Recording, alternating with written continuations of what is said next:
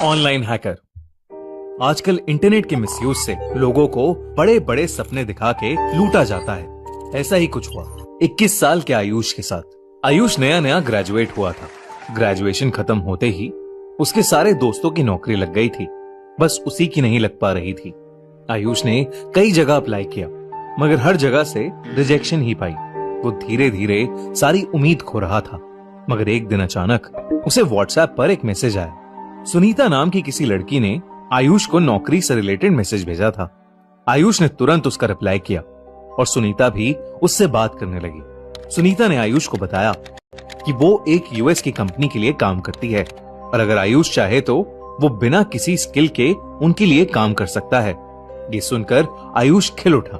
उसने सुनीता से job details मांगी तो उसने बताया कि आयुष का काम होगा यूट्यूब की वीडियोस को लाइक और सब्सक्राइब करना और हर एक वीडियो के लिए उसे 150 रुपए मिला करेंगे।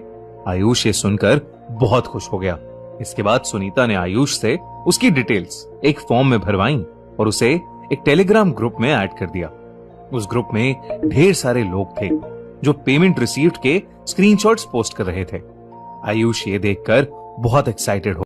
अब वो एक्टिवली सुनीता के भेजे हुए लिंक्स पर काम करता और छोटे मोटे अमाउंट कमा लेता।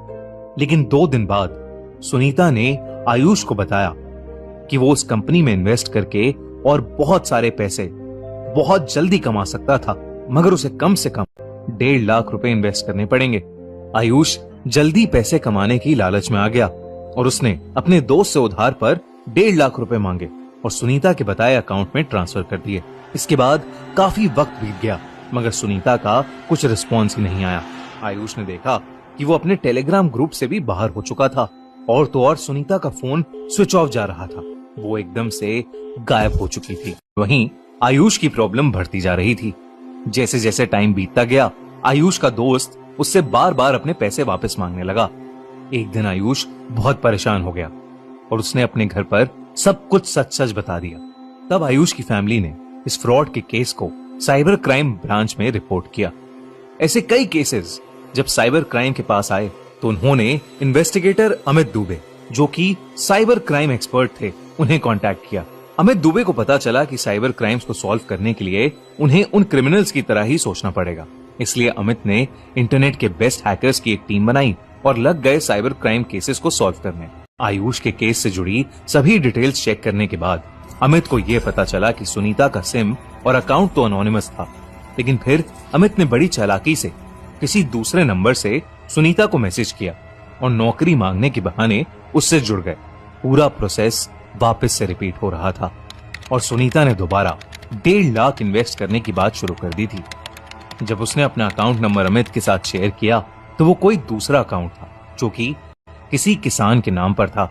सुनीता ने उस किसान की आइडेंटिटी चुरा ली थी। ट्रेस करने पर पता चला कि वो अकाउंट पानीपत का था। टीम ने तुरंत पानीपत पुलिस को इन्फॉर्म कर दिया और उस अकाउंट की ऑनलाइन एक्टिविटी बंद कर दी।